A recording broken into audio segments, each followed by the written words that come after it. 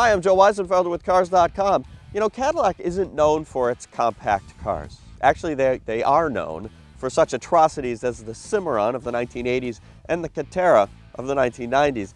The Catera, by the way, was pitched by supermodel Cindy Crawford and also by a cartoon duck. I wish I were making that up. But now things, thankfully, have finally changed because of the Cadillac ATS compact sedan.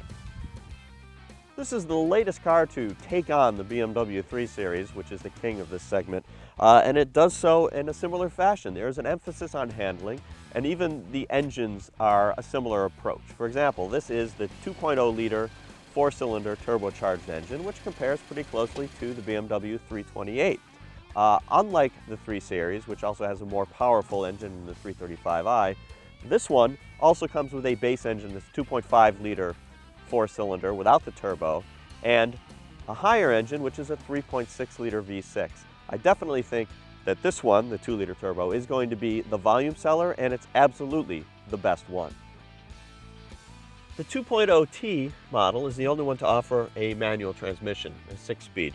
I respect Cadillac for having it, but I'm not very crazy about the way it's implemented. It's partly because the engine doesn't lose revs very quickly, so when you're upshifting, there's some bucking. Any number of things can cause that. Perhaps the ratios aren't close enough, or there's a massive flywheel on the engine that keeps it from coming down. Generally not that well done. I don't usually say this, but I think the automatic is a better option. It is a 6-speed automatic, and it's available in this and the higher and lower trim. 0 to 60 with the 2.0T is less than 6 seconds. It's absolutely respectable and comparable to the 328i. The powertrain's good, but one of the high points of the ATS is absolutely the handling. I'm glad to see it because the CTS came out about a decade ago, and it really set a new standard for Cadillac in terms of drivability.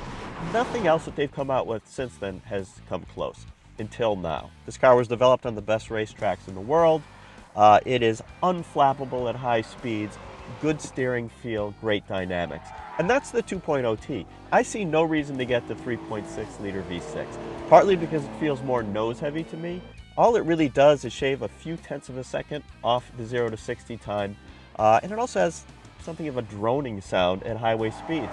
No need to spend the extra money. I'd go with this one. Generally speaking, the interior, comfort, and quality are much closer to the best in this class. The approach here is similar to what you'll find in the newly redesigned 3 Series sedan. You get different trim levels with different approaches to the interior styling. There are more conservative wood trim versions, and then the premium trim level in this car has real aluminum, which is great to see in a car like this because, again, the best competitors have genuine materials like that. There's even this nice pattern on it. I like it. Some of our editors aren't as crazy about it. Overall, high quality, nice use of piano black finishes, and then there's the standard Q system. That's Cadillac User Experience. The Q system has one main trick to it that I think makes it better than some of the other systems out there. It has a touch screen. When you touch it, you actually feel a pulse, a tactile pulse, as confirmation that you have made contact. They also have these buttons here, which aren't real mechanical buttons. They are touch-sensitive, capacitive buttons, which I just don't like. It definitely helps that it gives you that pulse so you have the feedback, but I don't see any reason they couldn't use regular buttons. One of the other big advantages to Q is it senses when your hand is near it. So, for example, with the map the way it is right now, you get the full use of the screen and it shows you just what you need. When you reach closer to it, that's when the extra buttons come up. So it helps keep from distracting you in normal circumstances and gives you full use of the screen. There's also some other neat little touches like a storage space back here with a USB jack. It's just one of those little, what they call surprise and delight features that people tend to take to.